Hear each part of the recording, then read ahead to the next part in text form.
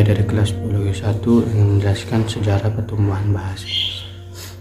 Dengan kita awali dengan Bismillahirrahmanirrahim. Ya, bahasa Indonesia berasal dari bahasa Melayu. Bahasa ini telah tumbuh dan berkembang bahkan sebelum masa Indonesia dikreasikan sebagai persatuan. Sebagai bahasa Persatuan Sumpah Pemuda pada tanggal 28 Oktober 1928. Namun, kini timbul pertanyaan mengapa kemudian dari sekian banyak bahasa yang tersebar di Indonesia, mengapa justru bahasa Melayu lah yang menjadi asal lahirnya bahasa Indonesia? Untuk menjawab pertanyaan berikut ini, paling tidak ada 3 faktor yang mempengaruhi. Pertama, bahasa Melayu sebagai libur baca.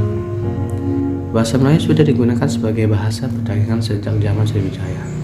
Di sini bahasa Melayu menjadi bahasa yang dapat dipahami dan digunakan dalam perdagangan sebagai suku yang memiliki latar bahasa ibu yang berbeda. Maka itulah bahasa Melayu menjadi libur panca dalam Indonesia. Kemudian yang kedua, sistem bahasa Melayu itu justru cenderung menjadi praktis dan sederhana. Bahasa Melayu berbeda dengan bahasa lain di Indonesia. Dalam segi struktur bahasa Melayu tidak mengenali undang atau struktur yang berlimpah. Kemudian adalah kebutuhan politik. Untuk mengatasi perbedaan bahasa yang ada di Indonesia tidak mungkin memilih salah satu bahasa yang terdapat di satu daerah. Dari itulah dia memilih suatu bahasa yang memiliki arti dan penggunaannya terlalu mudah dan yang dapat mempersatukan Indonesia, yaitu bahasa Melayu. Kemudian ada faktor lainnya, yaitu waktu.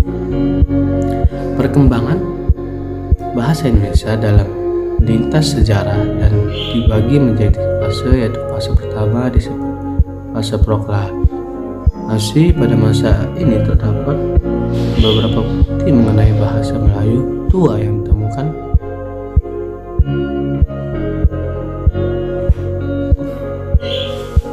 Saya ulang, faktor yang mempengaruhi caranya adalah waktu. Perkembangan bahasa Indonesia dalam lintas sejarah dapat dibagi menjadi 3 fase. Fase pertama disebut dengan fase pra-kolonial. Pada masa ini terdapat beberapa bukti tertulis mengenai bahasa Melayu tua yang ditemukan pada prasasti dan inskripsi. Kemudian politik. Muatan politik sangat melekat bahkan sejak kelahiran bangsa Indonesia. Unsur politik yang paling nyata adalah dalam Sumpah Pemuda yang dilaksanakan pada tanggal 28 Oktober 1928. Saat itu proses intimidasi terdapat penjajahan dilakukan bersama pemuda yang menekan tingkat bersejarah. Kemudian yang ketiga, faktor yang mendukung itu sosial budaya. Bahasa Indonesia yang saat ini digunakan merupakan hasil interaksi masyarakat antar suku dengan suku lain. Program transmigrasi yang dicanangkan pemerintah membuat interaksi antar suku ini semakin kuat. Selain harus urbanisasi yang tidak terbendung, sehingga hasil dari pertemuan sosial budaya inilah banyak istilah-istilah kebahasaan yang kita pahami sekarang. Kemudian iptek adalah salah satu yang berpengaruh dalam perkembangan bahasa Indonesia. Perkembangan bahasa Indonesia sangat dipengaruhi oleh teknologi. Namun demikian banyak bukan justru lahir dari kalangan asing yang kemudian masuk Indonesia dengan bahasa internasional yang itu tentu menjadi tantangan bagi para ahli bahasa mencari padanan untuk bahasa Indonesia. Kemudian perkembangan bahasa Indonesia. Pada bagian kita kemukakan mengenai problematika pembelajaran bahasa Indonesia, sejarah pertumbuhan dan perkembangan bahasa Indonesia, ragam bahasa Indonesia dan fungsi serta kedudukannya. Kemudian perkembangan bahasa Indonesia sebelum kemerdekaan. Pada dasarnya bahasa Indonesia berasal dari bahasa Melayu. Pada zaman kerajaan Indonesia, bahasa Melayu digunakan sebagai bahasa penghubung antar suku di Nusantara, sebagai bahasa yang digunakan dalam perdagangan baik Nusantara maupun di Indonesia. Kemudian ditemukanlah sebuah bukti-bukti bahwa bahasa Melayu itu masuk sebelum zaman penjajahan bahkan dijadikan. Itu tulisan yang terdapat pada batu nisan di Mintujo, Aceh pada tahun 1338 Masehi. Prasasti kedudukan bukit di Palembang pada tahun 683 Masehi. Kemudian yang ketiga, prasasti Talang Tulo di Palembang pada tahun 608 Masehi. Kemudian prasasti kota Dapur di Bangka Barat pada tahun 686 Masehi. Kemudian prasasti Karangbari Bangkok Langi Jambi tahun 688 Masehi. Bahasa Melayu dianggap sebagai bahasa utama pada saat itu. Bahasa kemudian fungsikan sebagai berikut: bahasa budaya, yaitu bahasa buku-buku yang berisi aturan terhidup dan sastra. Kemudian yang kedua, bahasa penghubung atau lingua franca antar suku di Nusantara. Kemudian bahasa pedagang baik suku yang ada di Nusantara maupun pedagang di luar Nusantara. Kemudian bahasa resmi kerajaan. Kemudian ini adalah perjuangan setelah kemerdekaan, yaitu bahasa Indonesia lahir pada tanggal 28 Oktober 1928. Pada saat itu, para pemuda di pelosok Nusantara berkumpul dalam rapat. Para pemuda berikat sebagai kami putra-putri Indonesia mengaku bertumpah darah satu tanah air Indonesia. Yang kedua, kami putra-putri Indonesia mengaku berbangsa satu, ya bangsa Indonesia. Dan yang ketiga, kami putra dan putri Indonesia menjunjung tinggi bahasa persatuan, yaitu bahasa Indonesia. Kemudian ikrar inilah kemudian dikenal dengan nama Sumpah Pemuda.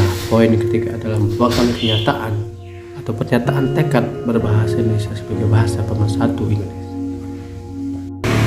Baik, kemudian ada yang terakhir, yaitu kedudukan bahasa Indonesia. Bahasa Indonesia memiliki kedudukan yang sangat penting dalam pembentukan dan persatuan dan kesatuan Indonesia. Bukti nyata terletak pada ikrar ketika Sumpah Pemuda tahun 1928. Ini putra-putri Indonesia menuju tiga bahasa persatuan, yaitu bahasa Indonesia. Hal ini kemudian ditegaskan kembali pada Undang-Undang 1945 RI. Kemudian ada fungsi yang pertama adalah bahasa nasional. Fungsi pertama adalah bahasa nasional. Kedudukan berada di atas bahasa-bahasa daerah. Hasil dari perumusan seminar politik bahasa nasional diselenggarakan di Jakarta.